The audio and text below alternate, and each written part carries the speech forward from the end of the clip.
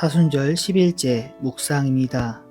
시편 73편 15절부터 17절까지의 말씀입니다. 나도 그들처럼 살아야지 하고 말했다면 나는 주님의 자녀들을 배신하는 일을 하였을 것입니다. 내가 이 얽힌 문제를 풀어보려고 깊이 생각해 보았으나 그것은 내가 풀기에는 너무나 어려운 문제였습니다. 그러나 마침내 하나님의 성소에 들어가서야 악한 자들의 종말이 어떻게 되리라는 것을 깨닫게 되었습니다. 아멘. 성소에 들어가서야. 악인의 평안과 의인의 고난이라는 현실은 한 시대의 가치를 뒤집어 놓습니다. 어떤 이들은 나도 그들처럼 살아야지 라고 말합니다. 악인들처럼 살겠다는 말입니다. 악하게 살아도 아무 걱정 없이 재산까지 늘어나니 양심의 거리낌도 없이 오히려 당당합니다. 그러니 굳이 깨끗한 마음으로 살 필요가 있나요? 유전무죄, 무전유죄의 세상이라면 수단 방법을 가리지 않고 악인들처럼 돈을 벌어야 하지 않나요?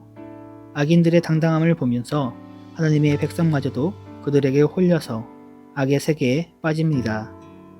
시편의 시인도 그와 같은 혼란과 위기에 처해서 흔들렸습니다.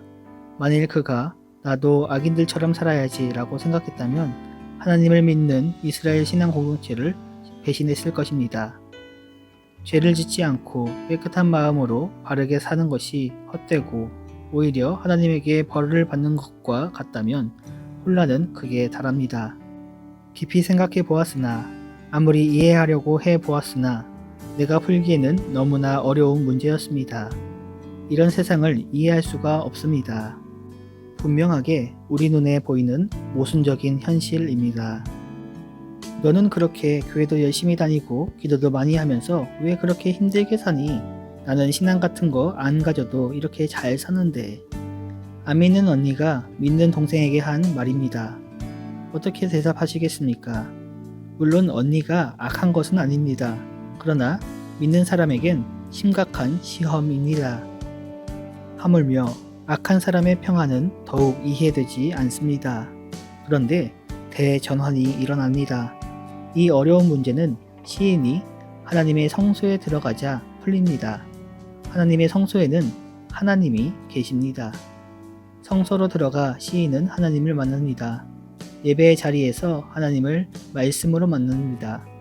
말씀은 그분의 뜻입니다. 하나님 앞에서 예배를 드리고 나서야 그 말씀을 듣고서야 시인은 악한 사람들의 마지막이 어떻게 되리라는 것을 깨닫게 됩니다. 종말은 히브리어로 아카리트인데 끝을 말합니다. 악인이 누리는 평안의 끝입니다. 거짓 샬롬의 끝입니다. 악한 사람들의 끝이 있음을 깨닫게 된 것입니다.